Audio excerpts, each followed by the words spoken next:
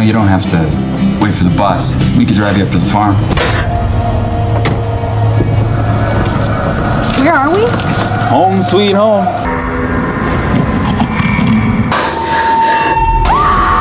I can't decide. We have a problem.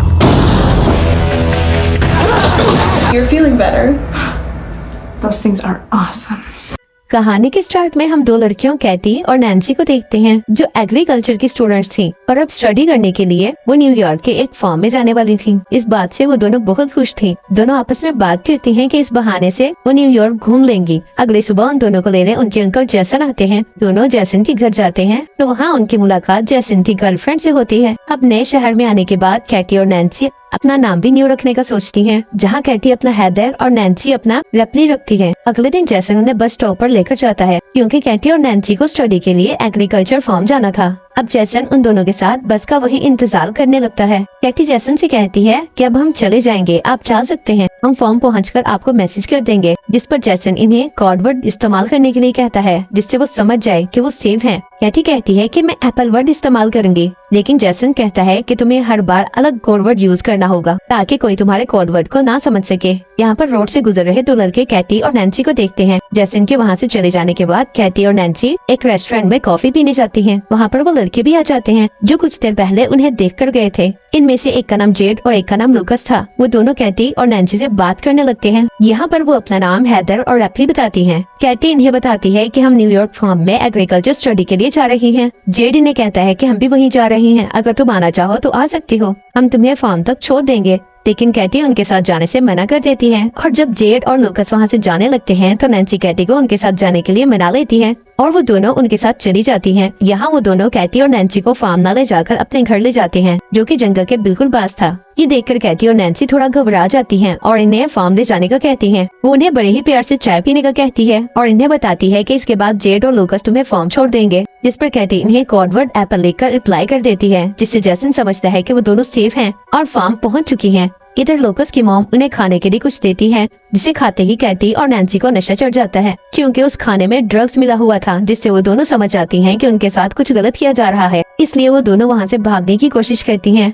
लेकिन थोड़ी दूर जाकर वो बेहोश होकर नीचे गिर जाती हैं। इसके बाद जेड और लूकस उन्हें उठाकर वापस अपने घर ले जाते हैं। अगले दिन जब उन्हें होश आता है तो वो दोनों खुद को जंगल में पाती हैं। इनके हाथ लोहे की जंजीरों से बंधे हुए थे। ये सब देखकर वो दोनों बहुत ज्यादा डर जाती हैं और मदद के लिए चिल्लाने लगती हैं। तभी वहाँ जेड आता है और उन्हें बताता है कि तुम जंगल की ऐसी जगह पर हो जहाँ दूर दूर तक कोई भी इंसान नहीं है, इसलिए तुम्हारे चिल्लाने का कोई फायदा नहीं है। कुछ देर बाद वहाँ बोरिस नाम का एक आदमी आता है जो कैटी को इसका फोन दिखाता है और उसे कहता है कि तुम्हारे फोन पर किसी जैसन नाम के आदमी ने मैसेज किया है जिसे तुमने पिछली बार मैसेज में एप्पल लिखकर भेजा था। वो इन दोनों से इसका मतलब पूछने लगता है, जहाँ कैटी उसे बताती है कि एप्पल एक कोड वर्ड है जिसका मतलब है कि वो लोग ठीक हैं। इसके बाद बोरिस जैसन को रिप्लाई करता है कि सब कुछ ठीक है, हम फन कर रही हैं, और कोड वर्ड के लिए वो एप्पल भी लिखता है। इसके बाद वो लोग कैटी और नैन्सी को उनके सामने नहाने के लिए फोर्स करते हैं। वहाँ एक शेरिफ नाम का पुलिस ऑफिसर आता है जिसे देखकर कैटी और नैन्सी उससे मदद मांगने लगती हैं, लेकिन तभी उन्हें पता लगता है कि वो पुलिस ऑफिसर भी जेड और लूकस के साथ मिला हुआ है। ये देखकर वो दोनों ज्यादा डर जाती हैं। यहाँ कैटी और नैन्सी उन्हें समझाने की कोशिश करती हैं कि प्लीज हमें यहाँ से जाने दो, हम किसी को कुछ नहीं बताएंगे, लेकिन वो लोग इनकी एक नहीं सुनते। वो पुलिस वाला एक गोली खाता है और अपने लिए कैटी को चूज करता है। इसके बाद हम इस पुलिस ऑफिसर को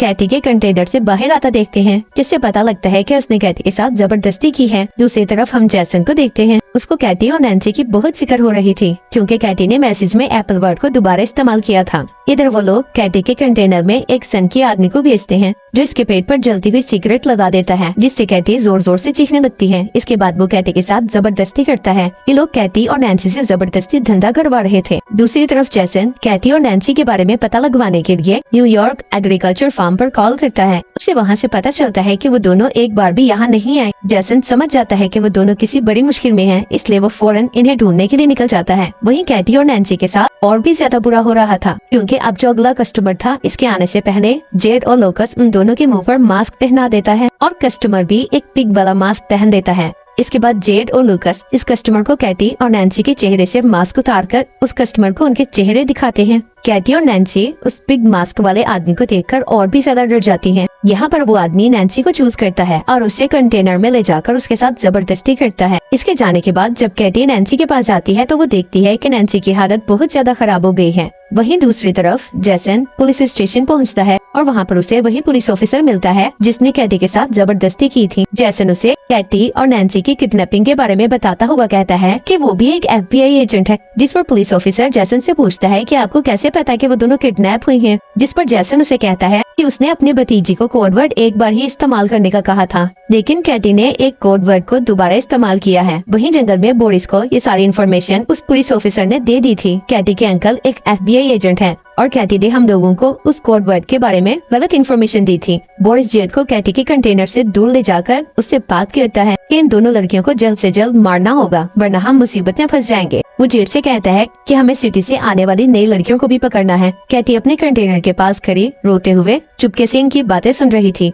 इसके बाद बोरिस कैटी की कंटेनर में जाकर उसके साथ जबरदस्ती करता है। दूसरी तरफ जैसन इसी रेस्टोरेंट में पहुंचता है जहां पर कैटी और नैन्सी को वो दोनों लड़के मिले थे। जैसन वहीं काम करते एक आदमी से कैटी और नैन्सी के बारे में पूछता है, जहां वो आदमी इसे बोरिस की गाड़ी के बारे में बताता है। अगले दिन कैटी नैन्सी को बताती है कि वो लोग इन्हें मारने की प्लानिंग कर रहे हैं। तभी वहाँ जेड और बोरिस इस नशेड़ी आदमी को अपने साथ लाते हैं जिसने कैटी के साथ जबरदस्ती की थी। वो उसे कहते हैं कि हम जल्दी वापस आएंगे, तब तक तुम इन दोनों पर नजर रखना। इन दोनों के वहाँ से जाते ही कैटी उस आदमी को अपनी तरफ अट्रैक्ट करती है और उसे अपने साथ इंटीमेट होने के लिए उकसाती है। जैसे ही कैटी उस आदमी के नजदीक जाती है तो कैटी उसके गले पर जोर से काट लेती है जिससे उसके गले से खून निकलने लगता है और वहीं उस आदमी की डेथ हो जाती है। इसके बाद वो दोनों अपनी जंजीरें खोलकर वहाँ छुप जाती हैं। वो पुलिस वाला वहाँ पहुँचता है तो वो दोनों चुपके से इसकी गाड़ी लेकर वहाँ से निकल जाती हैं। यहाँ वो दोनों मॉल में जाकर अजीब सा सामान खरीदती हैं जैसे हथौड़े, कीलें, टेनिस बॉल और खतरनाक हथियार। इसके बाद वो कैशियर के पास जाकर उससे बोरिस के घर का एड्रेस पूछती है जिस पर वो इन्हें बोरिस के घर का एड्रेस बता देता है। वहीं जैसन बोरिस की कार इंश्योरेंस कंपनी में पहुँचता है और वहाँ पर उसे बोरिस के घर का एड्रेस मिल जाता है। यहाँ बोरिस अपने घर पर म्यूजिक एंजॉय कर रहा था। तभी वहाँ कैटी और नैन्सी आ जाती हैं और टेनिस बॉल पर बहुत सारी कीलें लगाकर इसके मुंह पर मारती हैं जिससे वो बेहोश हो जाता है और जैसे ही उसे होश आता है तो वो खुद को टेबल से बंधा हुआ पाता है। बोरिस इन्हें खुद को छोड़ने के लिए बहुत सारे पैसों का लालच देता है, लेकिन कैटी और नैन्सी को सिर्फ अपना बदला लेना था। यहाँ उनके अंकल भी बोरिस के घर के बाहर पहुँच गए थे। इधर घर के अंदर कैटी और नैन्सी बोरिस से मास्क वाले आदमी का एड्रेस पूछती है जिस पर बोरिस उन्हें उसका एड्रेस बता देता है। इसके बाद वो उसकी बैग में 1 किलो से भरा हुआ एक बॉल घुसा देती हैं। बोरिस के चिल्लाने की आवाज सुनकर जैसन जल्दी से घर के अंदर आ जाता है जहाँ पर जैसन बोरिस को मरा हुआ पाता है। तभी उसे घर के बाहर एक गाड़ी की आवाज सुनाई देती है और जब तक वो बाहर जाता है कैटी और नैन्सी गाड़ी लेकर वहाँ से जा चुकी थी। जैसन वापस पुलिस स्टेशन जाता है और इस पुलिस ऑफिसर से दोबारा कैटी और नैन्सी के बारे में पूछने लगता है। तभी जैसन कैटी को कॉल लगाता है तो उसे पता लगता है कि कैटी का फोन इस पुलिस ऑफिसर के पास है। अब इससे पहले कि जैसन कुछ कर पाता पुलिस ऑफिसर इसके पीछे गन पॉइंट करके खड़ा हो जाता है। दूसरी तरफ कैटी और नैन्सी एक चर्च में पहुंच जाती हैं जहां हमें पता चलता है कि वो बिग मास्क वाला आदमी कोई और नहीं बल्कि इस चर्च का फादर है। इस बार नैन्सी एक बेसबॉल बैट लेकर इसके पास पहुंचती है। वो नैन्सी को पहचान लेता है और तभी कैटी पीछे से उस पर बेसबॉल बैट से अटैक कर देती है। वो दोनों उसे गाड़ी के पीछे बांधकर घसीटते हुए टाउन में लेकर आती है और एक शॉप से माचिस और पेट्रोल खरीदकर उस पर पेट्रोल छिड़ककर जिंदा ही जलाकर मार डालती हैं। वहाँ जैसन को उस पुलिस वाले ने कैद कर रखा था। कुछ देर बाद वो दोनों नई लड़कियों को किडनैप करके वहाँ लाता है और जब वो लड़कियों के साथ जबरदस्ती करने लगता है तभी चुपके से पीछे आकर कैटी और नैन्सी बेसबॉल बैट से उसके सर पर अटैक करके उसे बेहोश कर देती हैं। जब उसे होश आता है तो वो खुद को कुर्सी से बंधा हुआ पाता है और इन दोनों से माफी मांगने लगता है। तभी कैटी गन में सिर्फ एक बुलेट डालकर उसे डराती है और दोनों बारी बारी से उस पर गन से शूट करने लगती हैं। वो सभी शूट पे बच जाता है। वो थोड़ा मुस्कुराने लगता है लेकिन 1 सेकंड में कैटी उसे शूट करके जान से मार देती है। इसके बाद कैटी और नैन्सी वहाँ मौजूद दोनों लड़कियों को फ्री करके उन्हें जैसन को खोलने के लिए कहते हैं और वहाँ से चली जाती हैं। वो लड़कियां जैसन की रस्सी खोलकर उसे बताती हैं कि हमें लड़कियों ने ऐसा करने को कहा है। यहाँ जैसन को समझ आ जाता है कि वो 2 लड़कियां कोई और नहीं बल्कि कैटी और नैन्सी ही हैं।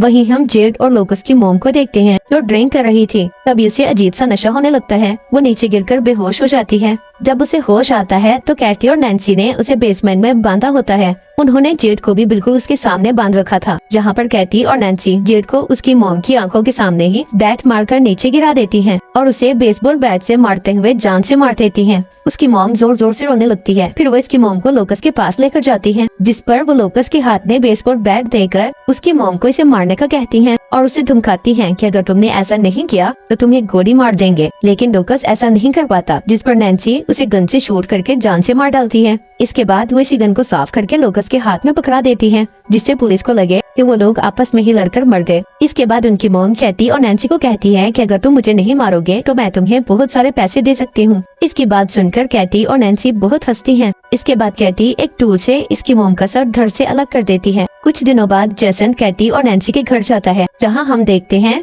कि कैटी और नैन्सी दोबारा से न्यूयॉर्क एग्रीकल्चर फार्म में अपने अंकल जेसन के साथ जा रही थीं और फाइनली वो न्यूयॉर्क एग्रीकल्चर फार्म में पहुंच जाती हैं। दोस्तों, चैनल को सब्सक्राइब करना ना भूलें और यही मूवी एंड हो जाती है। Thank you for watching.